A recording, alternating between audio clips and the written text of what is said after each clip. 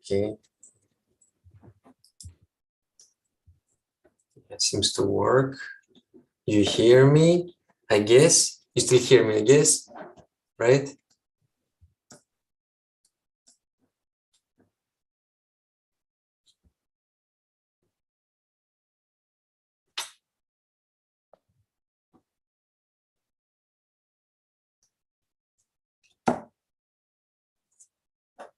So just a couple of minutes for my tech team to say go ahead. okay, okay. So I'll wait for them.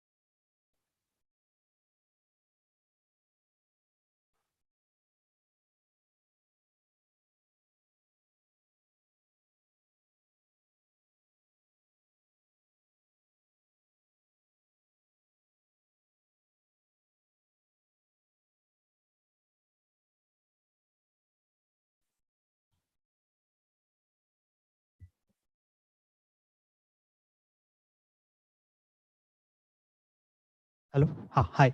So, we are ready to start now. It is my great pleasure to introduce Vasilis Dakos.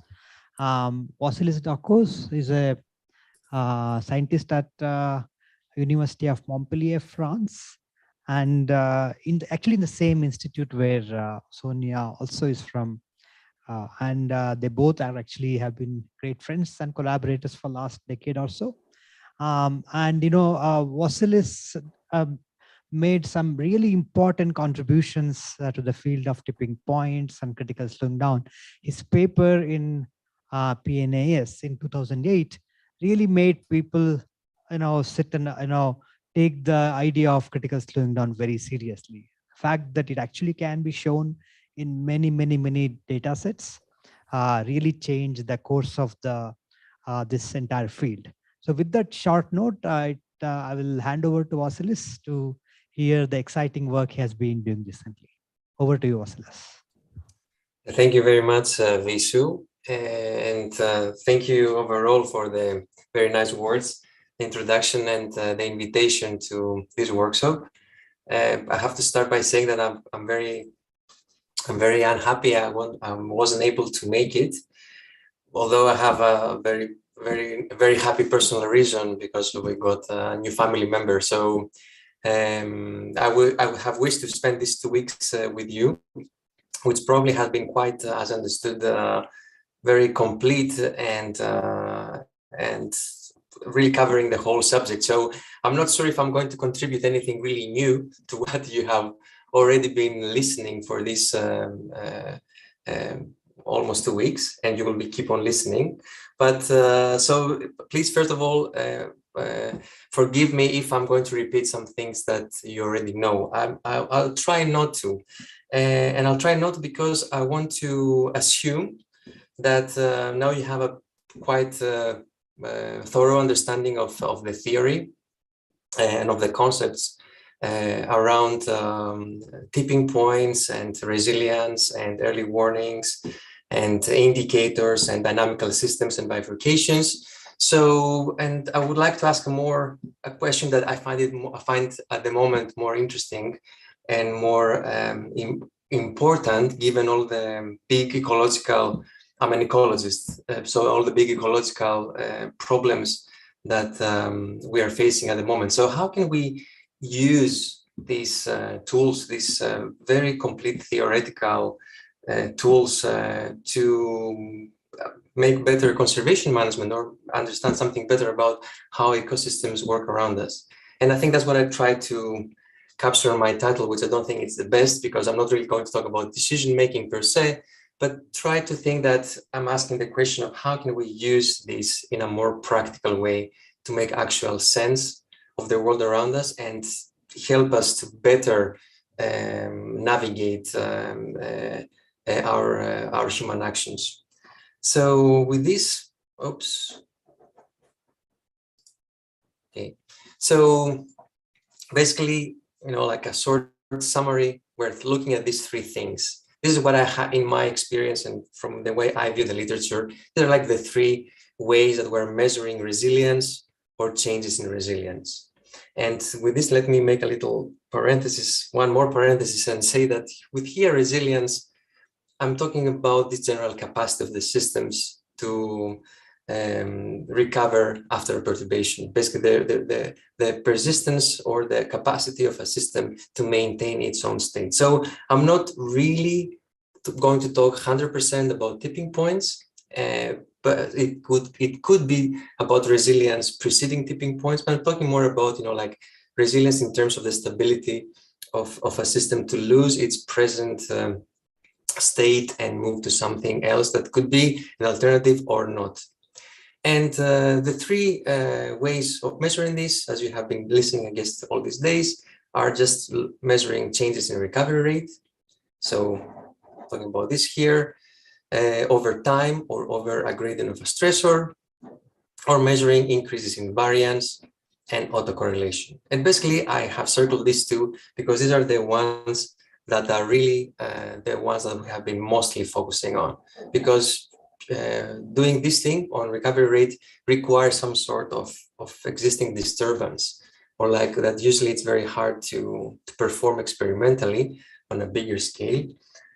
So most of the work we have been doing is focusing on these two statistical changes, and there are plenty of ways of doing that. This is not a comprehensive list, so again, another apology for if things are missed, but we have a lot of things. But again, I highlighted, basically we're looking at 2 or 3 statistics. The way to analyze them can be very, very, very different. It can be more sophisticated, more simple statistical moments, but basically we're looking at this at these things. And there are, as I said, plenty of tools. In my categorization, because I'm coming more from, let's say, from the method developing side, I could group this world or this family of signals into 3 boxes. What we call the demographic or ecosystem state indicators, which are basically analyzing time series and spatial data. That's mostly, I think, what you have been talking about during the workshop. Then there are like other types of indicators that could talk about the structure of a system. So we can call them like a structural warning signals.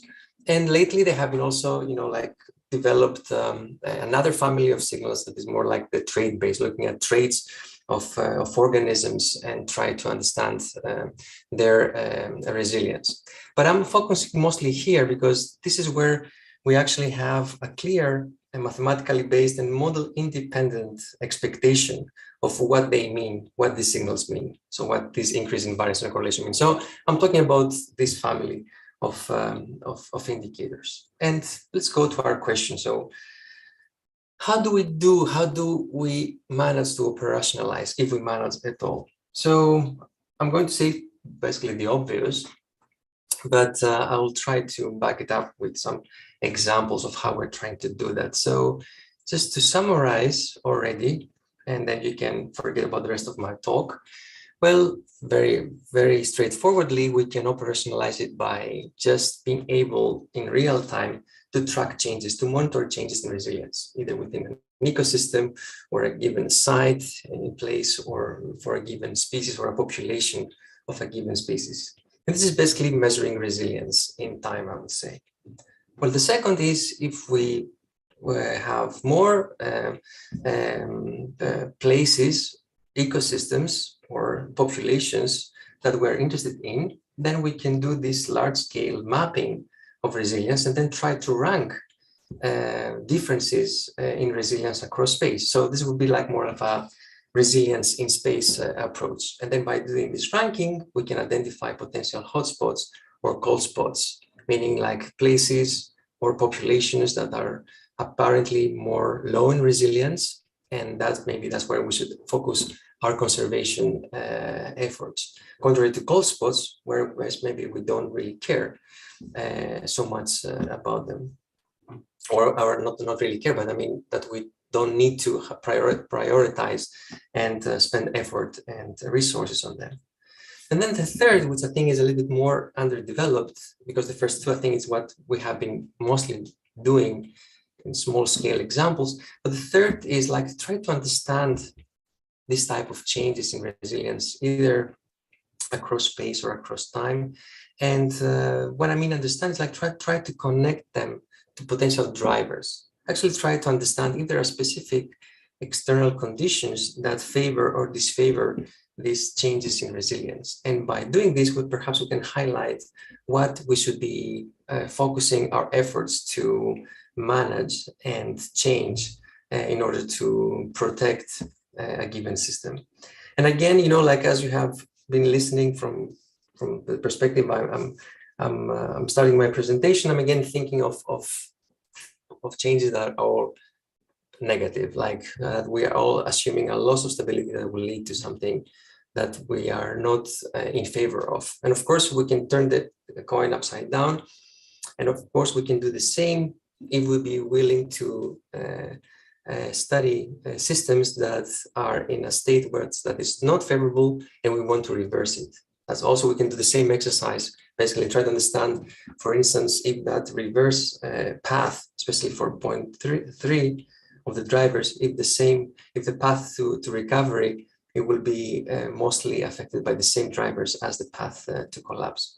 So keep an open mind on that, because most of the literature is, of course, trying to avoid the bad, but also we could focus on the positive. And I think there are more speakers that are going to focus on that. So let me just give you a set of examples of work that I have been involved, or others, about how this could potentially work or has a potential to work. So let's start with monitoring changes in a given system, like resilience, basically measuring resilience in time in order to devise a type of early warning. So this is the example of forest decline in California. And on the top panel, you have the NDVI, the normalized vegetation index. This is a typical proxy that is used for, I hope I get a message that you can see my screen. I hope you have always been able to see my screen. Okay, so I continue. So the NDVI is it's a typical proxy of vegetation that is recorded through remote sensing satellite data. And this is basically, you know, like the time series of this index that represents basically the density of the forest, of a forest patch in California. And you see that from the record, it doesn't look that so much is changing, apart from the fact that we know that we have these strong mortality events happening at around 2014 to 2016. And here what the authors have shown is that by estimating autocorrelation, using not a moving window, but a different approach, using autocorrelation on these NDVI signals, they were able to see that the signal was crossing a potential threshold of indicating a a sharp change in autocorrelation quite a few years before they got these big mortality events. So, it seems that, like in this example, that they would be able, by just doing this type of analysis, to see that there was some kind of statistically extreme value early enough in order to perhaps mitigate the potential abrupt mortality event that this forest patch has experienced. So this is one specific example in a given space and time, of course, a posteriori, that things could work. Another example very recently published and that has attracted a lot of attention also is the slowing down of the thermal line circulation. This is the Atlantic circulation that brings warm water from the Gulf of Mexico to the north coast of Europe. And this is a circulation pattern that has been on and off in the past thousands of years. So there is a lot of mechanistic understanding that it is possible for this circulation to abruptly collapse. And it's one of the elements in the climate that has attracted a lot of concern because of that potential eventuality and of signs that is already slowing down. And if that's the case, then the climate, at least for Northern Europe, will be hugely affected. And here what the authors have showed is that by using, sorry for the bad slide, but they're using different indices like sea surface temperature at different latitudes. They measure changes in variance or the evolution in time of variance and autocorrelation, and they reported in all cases, a consistent, at least statistically, increase in that slowing down. That actually, adds more support to the argument that indeed that circulation is slowing down, and that eventually slowing down means its potential stopping. But as I said, these are like more case-specific approaches in space or in time. The one of the climate is an ongoing. It's actually trying to measure these changes at the same time compared to the forest, where usually, as we have been doing, it's a posteriori manifestation of that potential appearance of that early warning. And of course, that has to do with the availability of the data to some extent. But that availability of the data can be a little bit, overcome when we try to look at changes or differences in resilience across space. So talking about this second point here, where we can map and rank changes in resilience across different sites. Here, I want to present you some work that we have done on trying to understand whether we can project places of future increase in climate variability that could be associated with higher climate sensitivity or instability. So here we're not using anymore the present record, but instead we're using the outcome of the climate projection models that are used to make climate predictions and feed the IPCC reports.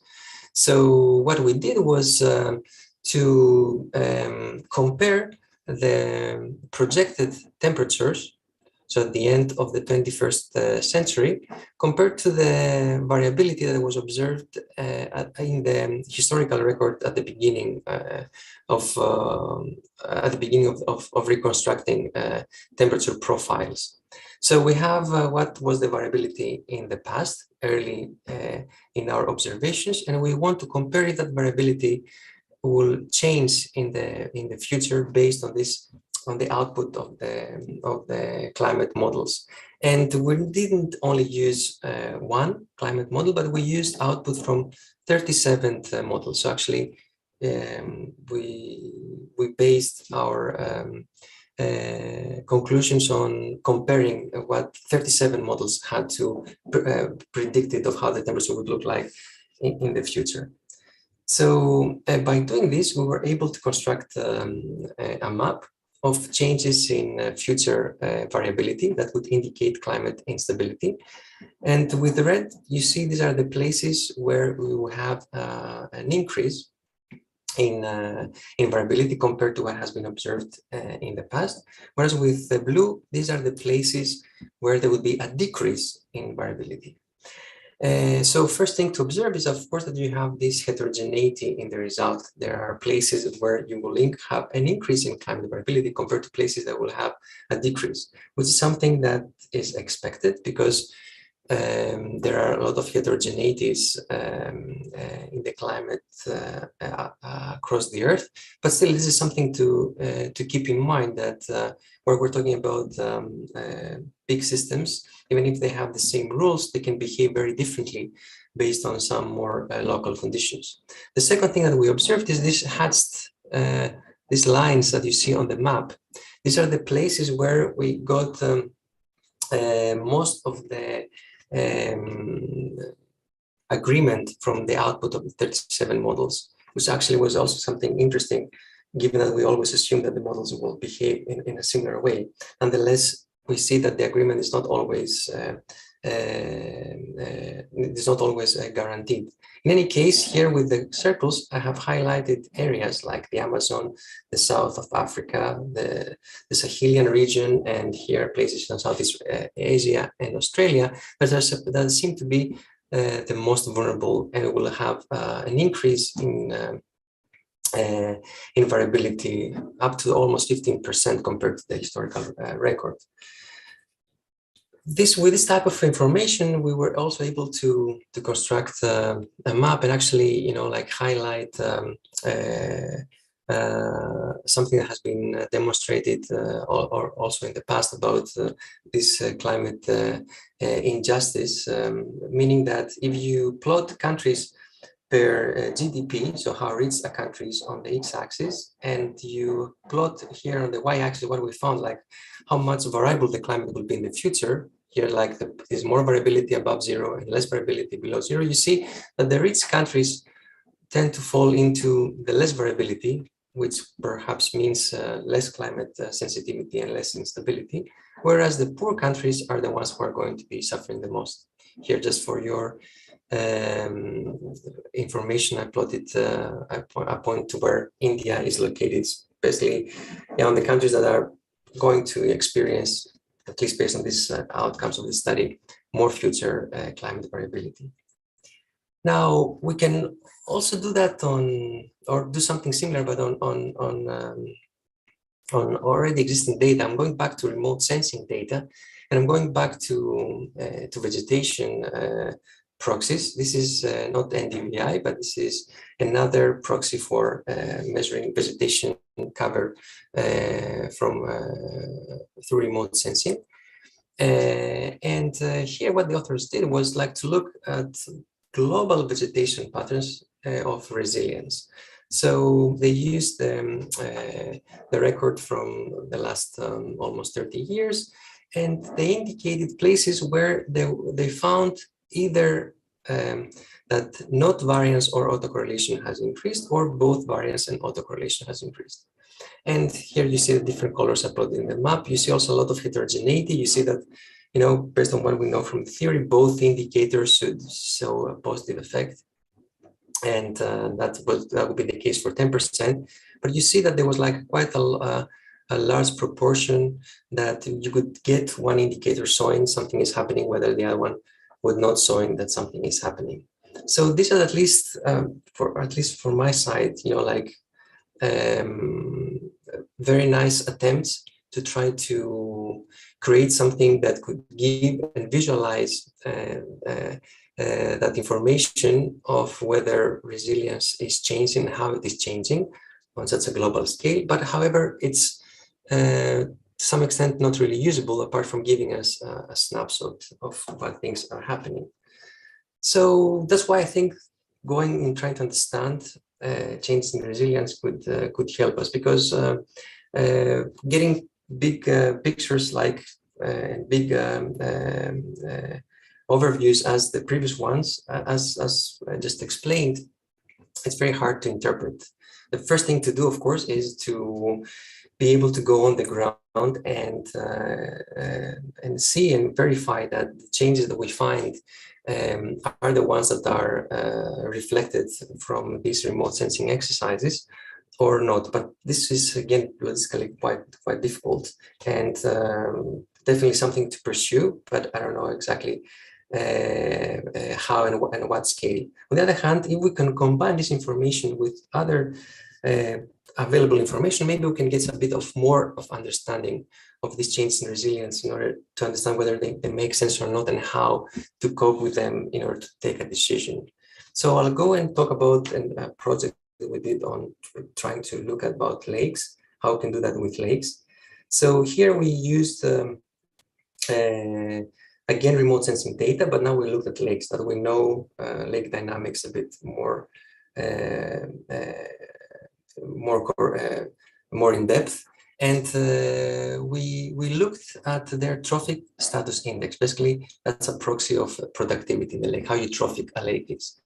And in this 10 years record, it's quite short, I would say, but still we try to identify, on the one hand, what is the overall variability, what's the variance during that period measured in that lake, but also the change in variability. And again, we know we came up with mapping these results, and again, you see quite some variation. You see that there are some lakes that are overall more variable than others based on the coefficient of variation. And here, in terms of the trend, which is something that we are more looking in terms of resilience, you see that half of the lakes in the distribution seem to show something is happening, whereas in the other half, nothing seems to happening, or actually is the other way around.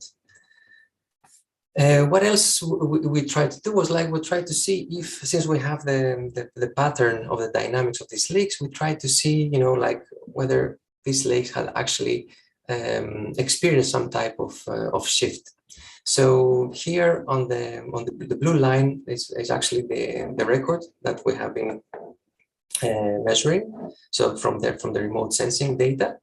And on the reddish line here, this represents the variance that we have measured in the record. So this is our proxy for variance, on which we estimated the change in variability over time. And the vertical lines represent a regime shift analysis. So we try to look for abrupt shifts. And so abrupt shifts basically meaning that you have a statistical change from one part of the record to the next. So here you see, for example, that for this particular lake, we had one and a second abrupt shift. And here in this one, we classified that as a potential tipping point, because that abrupt shift was associated with an increase in variability, shortly before the shift. Again, this is to be interpreted with a grain of salt, but we try to be very, very strict on how we would classify this type of shifts as potential tipping points. So here we're trying to make the connection between what we find as changes in resilience in terms of change in variability to actual abrupt shifts in the time series.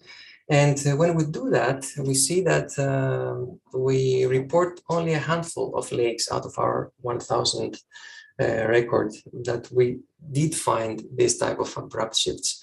And actually, we see that half and half of them were shifted from a low to a high productivity regime, but also we had the opposite result. This would be like the positive change out of something that was more productive, more eutrophic, became oligotrophic. They were like more our candidate tipping points. And so we were hoping that now, okay, we have identified where we would have this tipping point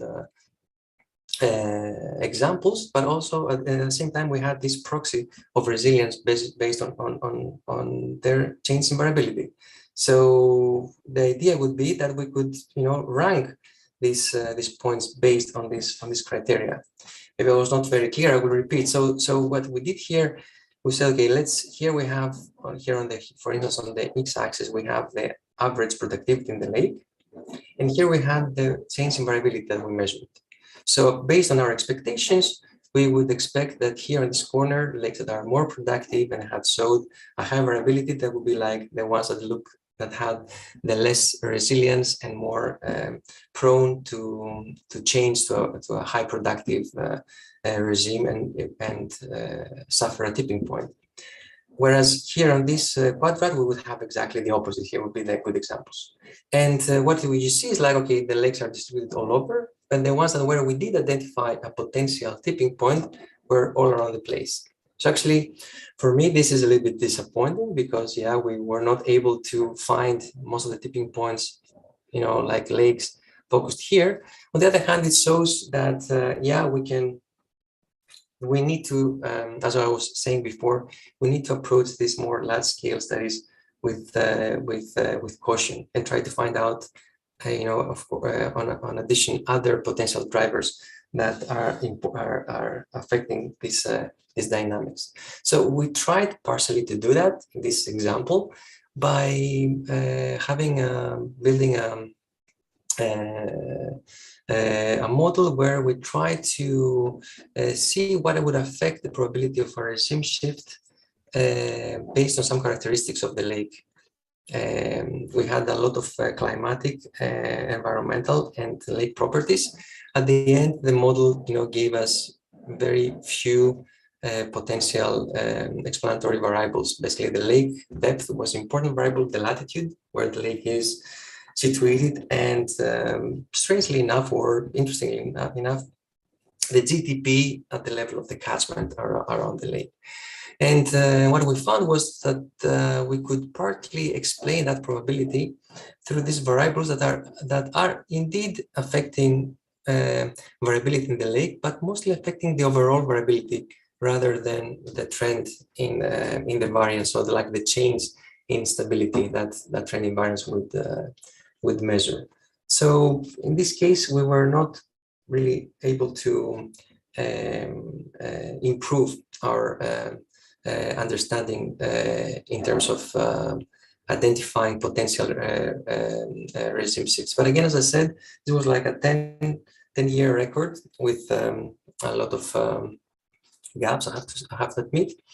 But nonetheless, it gives like a roadmap ahead. I think if we perform this analysis in the future in a longer data and perhaps like focusing on more different subsets of lakes, we can improve that capacity of detecting probabilities of regime shifts. And I want to finish with I think I have another 5 minutes maybe with another example from forest. So here again, it's not vegetation globally, but this is a study we recently published on just focusing on forest dynamics, where again, we looked at NDVI, same suspect.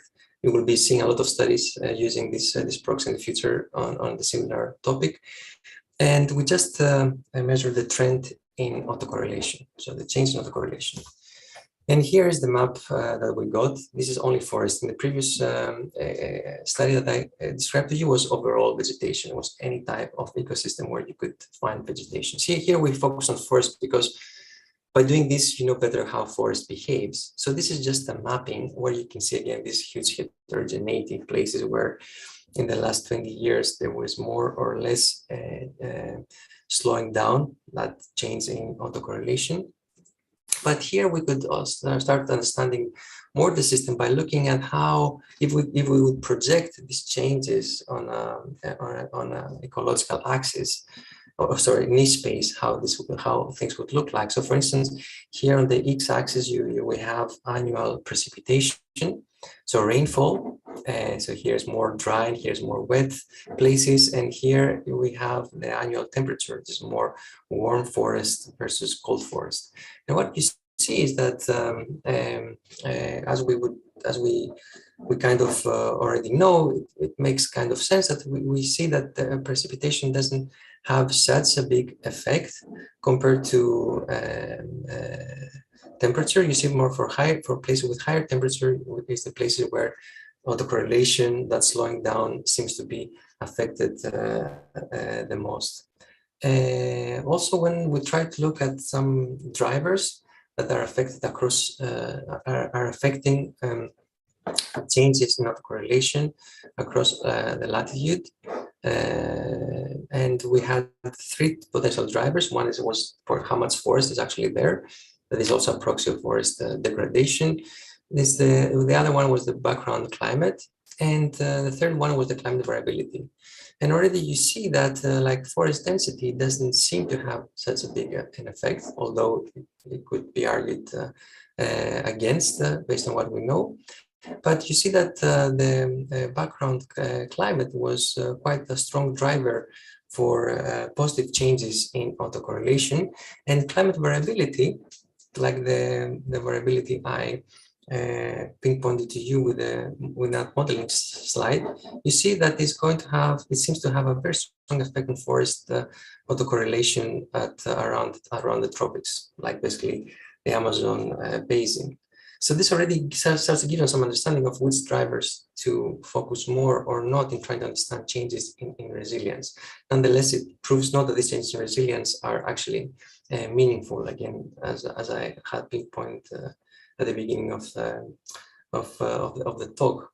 And here we tried to do a little bit, to do a bit something bold, I would say. So we tried to estimate the risk of resilience loss. Basically, we had this map, and so we had this map of autocorrelation of forest across the globe, but for some parts of this forest, we have been able to identify also in the record some abrupt declines, some regime shifts like the ones we have identified for the lake productivity dynamics I showed you earlier. So we knew, or we could find out where in forest patches we have an abrupt decline. And the year before that abrupt decline, we had estimated a value of autocorrelation, a value of resilience. For the same patches, we also had all these other the types of information, as I showed you, like the forest cover, the climate variability, the background climate, and some other environmental and climatic variables. So we were able to build a model that would predict, based on these variables, the estimated temporal autocorrelation on this, where we actually found an abrupt decline. Now we have this, we build this model, and using this model, we try to predict the autocorrelation or the distance of autocorrelation of the places where we have not yet seen an abrupt decline in the rest of the globe. It's a bit complicated, I will repeat. So we have this model where we in theory, we can predict the temporal autocorrelation that we will get an abrupt decline given a set of environmental variables. So now we use the environmental variables for the places that we have not yet experienced an abrupt decline, and we predicted what the temporal autocorrelation should be.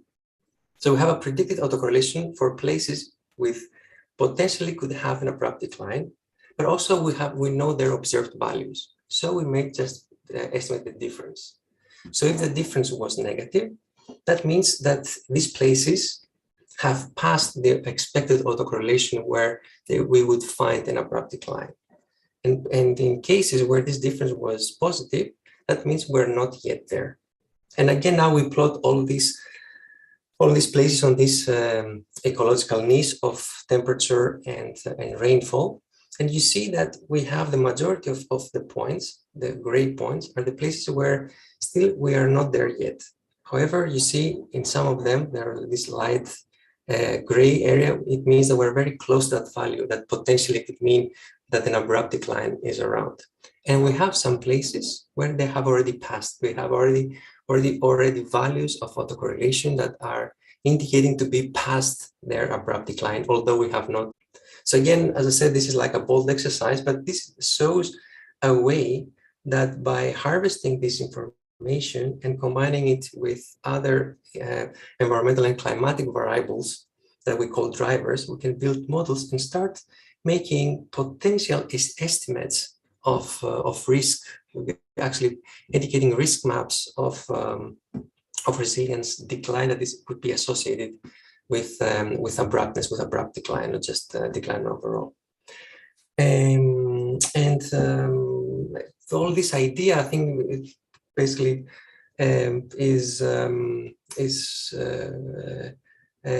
on for or aims at something more ambitious, like being able to build a type of sensing systems for resilience at the globe scale, which of course with a lot of challenges ahead, but also a lot of potential that I hopefully have been able to explain to you and demonstrate to you with these examples today. Thank you very much for your attention.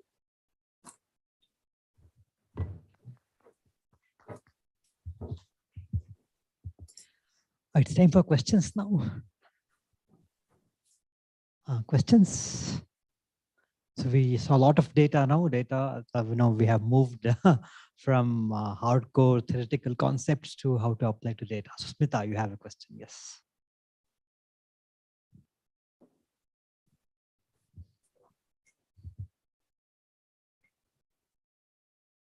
Hello. Hi, sir. It was nice talk.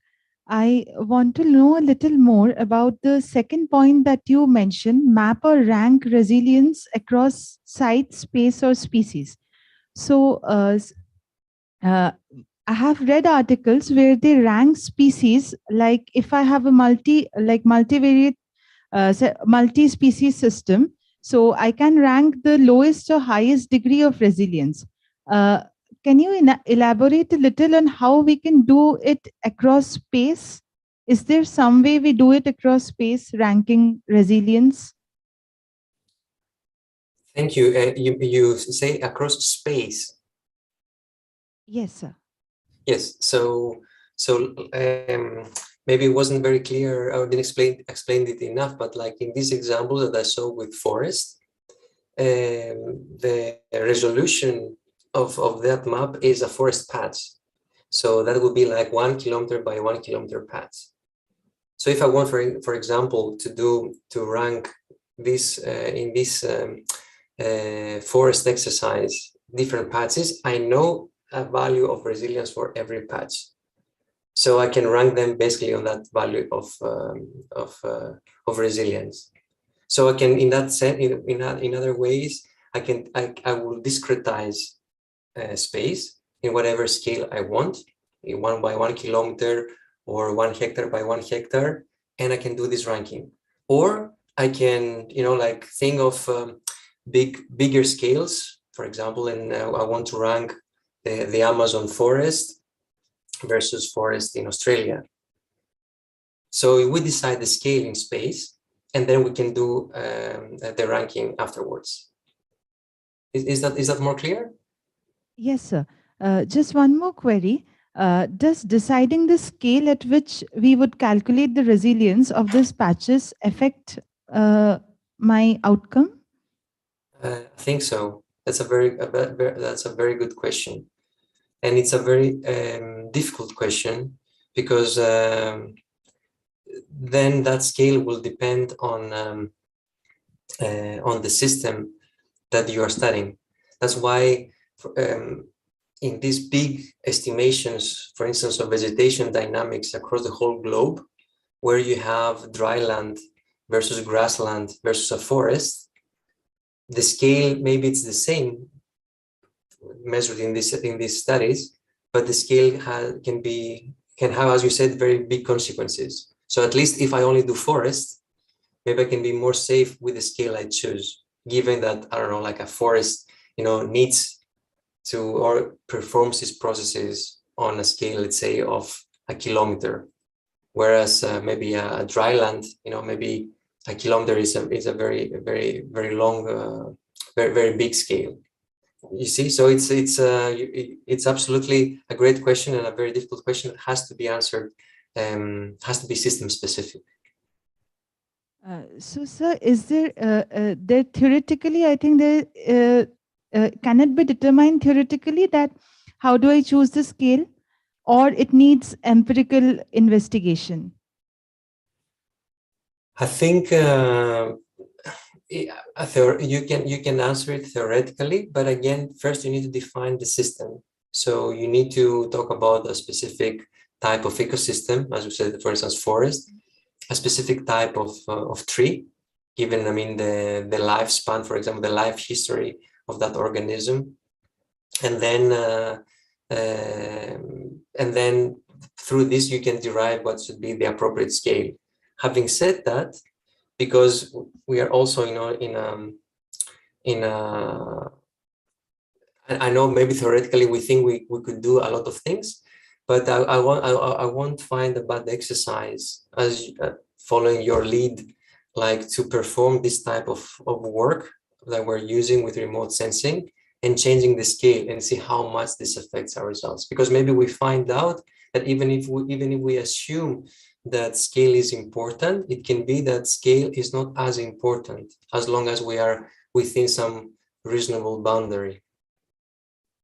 So it's a nice question, not only theoretically but also empirically, to test on the data, on this remote sensing data. Thank you, sir. You're welcome. Thank you, Smita. Thank you. Sudipta, yes.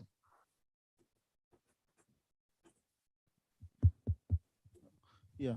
So in your analysis, actually, you have used the current data, but you are predicting something future kind of thing. But in actual system, some of the environmental noise, or maybe the system has changed completely over time. So then how this prediction will be useful for making some kind of decision? Yeah, it's the handicap of doing this type of large scale analysis, that you don't know, you assume that all these sites that are recognized remotely as forest or grassland or dryland, we assume that they are in a given state. So what we would need to do is we would need to combine this with some surveys, some on the ground surveys to confirm these expectations. On the other hand, this because you are using bigger data sets and bigger scales, you kind of assume that the law of big numbers will compensate for small anomalies within your data set. But it's an open question, and I think it's not only a question for this particular exercise. It's a general question about using remote sensing data, right, and remote sensing products.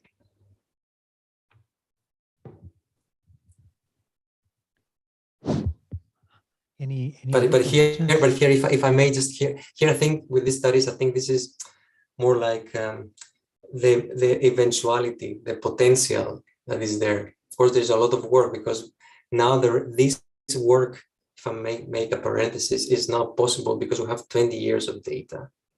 If you ask me 5 years later, I would say I won't do that, because 15 years is nothing. 20 years is still nothing, but at least you can do the statistics with some caution. You see what I mean? So in theory, the data will be only better from now on. So we can refine some of these insufficiencies, I think. Vasilis, I have a question. So we have 20 years time series data, let's say of NDVI and so on, right? I mean, our theoretical work also shows that if you can exploit the spatial data, we can add sort of, good power to it. Have you tried doing that so far? Because we have analyzed global data sets of NDVI. Have you looked at spatial metrics? Not yet. Not yet. This is, as I said, this is work in progress. This was already, for me, the time is the first, let's say, the first step to do. Yeah, If yeah, you so think you- it's, then you go on space. Then you add the second dimension already. yeah, I mean, also the calculations and statistics becomes harder with space, much more than just time alone. Yeah. Yeah. Any other questions? Okay. And these are all NDVI data sets at 250 meter resolution. Is that right? Excuse me? The NDVI data that you showed, those are at 250 meters resolution. Is that right? I think so, but I won't, because I'm not so much good with the details.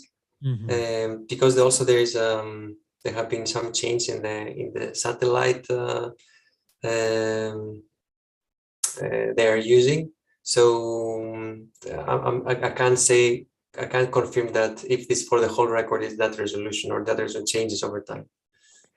I have another question just out of curiosity. The first, the Californian data set you showed, right? Yeah. From I think the Nature Climate Change paper. So that was up to 2016. That sort of was foreseeing the sort of massive mortality events. What's happening now? We are 6 more years into the event. It's I was not involved in that study, but it's a good question. I'm curious. Yeah, I did you know? You also don't know, okay? Because No. when I saw that, this ended in 2016. We have now 6 more years of data. For example, I'm just curious. Was that increase in autocorrelation? Is it continuing to persist? Has it come back to the background levels now?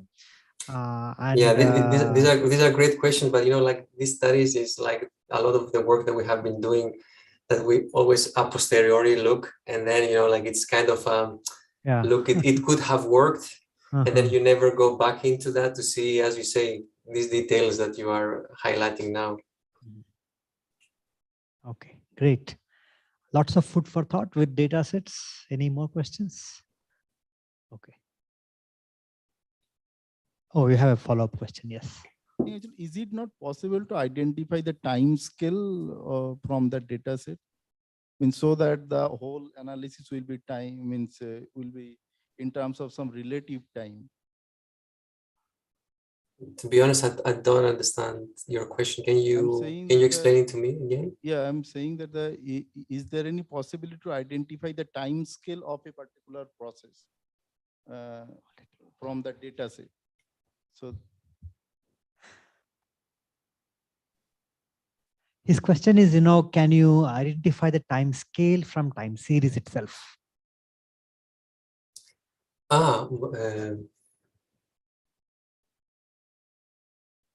Well, I guess so. I mean, it depends on time scale of. I mean, for that case, you can see the seasonal dynamics, for instance, of the forest. So you would know that there's a seasonal time scale into that, which means that you would need to have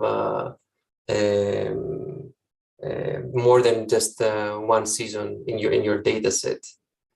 But the question is, I guess, what is the time scale in order to, and based on that, to have enough data to analyze your signal, right?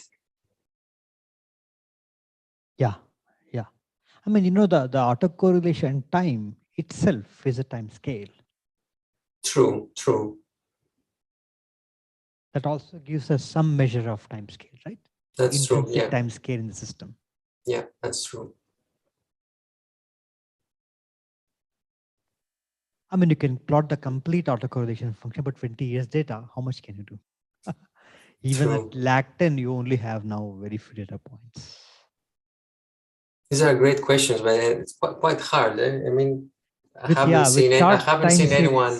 Yeah, I haven't seen anyone trying to infer, or maybe I'm missing that literature. Try to really infer timescales the time series itself or from these systems. Maybe for climate we'll do that. I think, in many climate, you're right, in the climate science literature, when they have this, multi-time scale data sets. For example, these high resolution sensors, which go all the way from a few seconds to, years. They plot these spectral functions, and these spectral functions often capture these multiple time scales within the system really well. Yeah. And I know, I think Valerie here understand these methods much better than anyone else. That's do true. you have any comments, Valerie?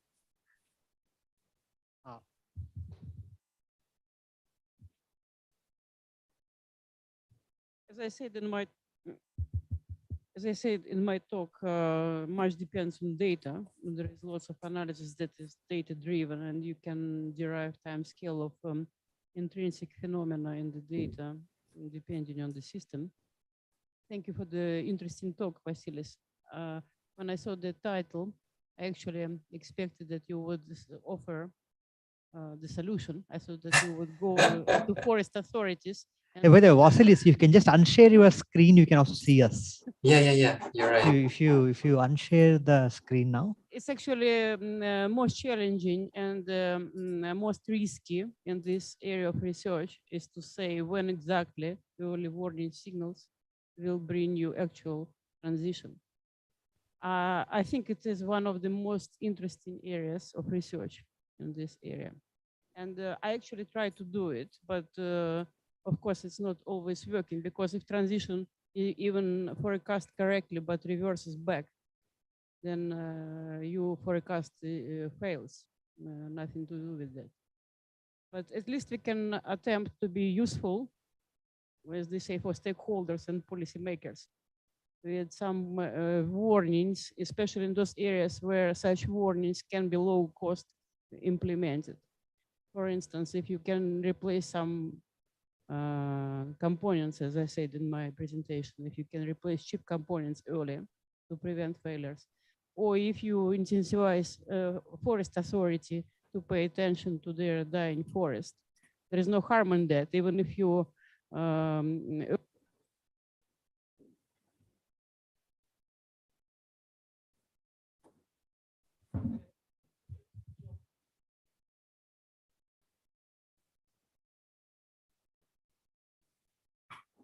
yeah, I can't hear you anymore. Oh, yeah, you're back, I think. Changed my microphone. I apologize. The sound was okay. I say that in many areas related to either very light costs or quick implementations, and in those that are useful for ecological reasons, I think we should be sending this message to policymakers.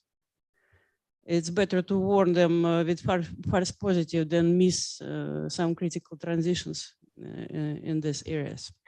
That's my opinion. Thank you. I agree. It's better to be precautionary than to be. I also share the opinion that we should try to be a little bit more conclusive than to say, something that, yeah, the data is not there enough, or we can't really do that. I think that it's the time where we should be a little bit more affirmative, even if we're mistaken on the good side, like, oh yeah, do be careful. Okay, nothing happened, but it's better to be careful even if nothing happens than to say, okay, we don't know and something bad is going to happen. But sorry. I remember several years ago there was a problem in Italy with the geophysicists who actually claimed they have operational forecast of earthquakes. Yeah. And they started warning when they thought it should be shaking. And then there was actual earthquake that they didn't forecast, and government wanted to take them to court. Yeah. So I would not kind of start forecasting something that is highly uncertain and risky, especially if your forecast can be really inaccurate in many cases. Yeah. So we have to be responsible as scientists and clearly explain the areas where we can help and to what extent we can help, and communicate uncertainties as well. Although I have to say that policymakers often don't comprehend uncertainty correctly, because you tell them that uncertainty should be kind of plus minus. I remember this Stoltenberg, when he was Danish prime minister, there was, I think it was Copenhagen meeting. And one of the scientists told him that temperature should not rise more than 2 or 3 degrees. And he was started saying, tell us 2 or 3.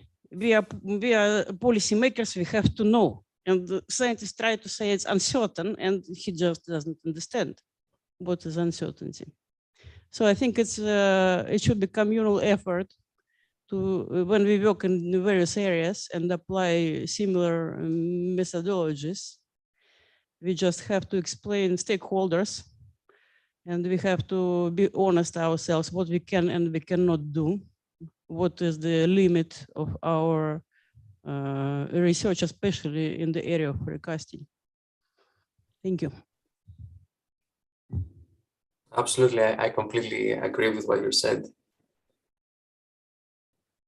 Great comments, very important comments. We have seen the sort of, pitfalls of forecasting in the context of COVID, the ongoing pandemic, right? It's very, very, very difficult. Yeah, but we must. But it doesn't mean we should not try to do it, right? Yeah, I mean, we must engage. Absolutely, it's actually exciting. Yeah, to exactly. Because you look into future in some sense. Yeah. Okay, great. So we have had a nice set of discussions. We take a tea break now and come back in half an hour, right? For student talks, and then a final talk by Chris Bogg today. Okay, cool. So we will assemble back in 30 minutes. Let us thank Vasilis again for joining us. Vasilis, I have a question before you log out. Yeah. Are you okay with keeping the record on the? Yeah, I didn't have time to answer the email, yes, but thanks. it's fine. So Arun, you can keep the record on. Thanks. Great, thank you.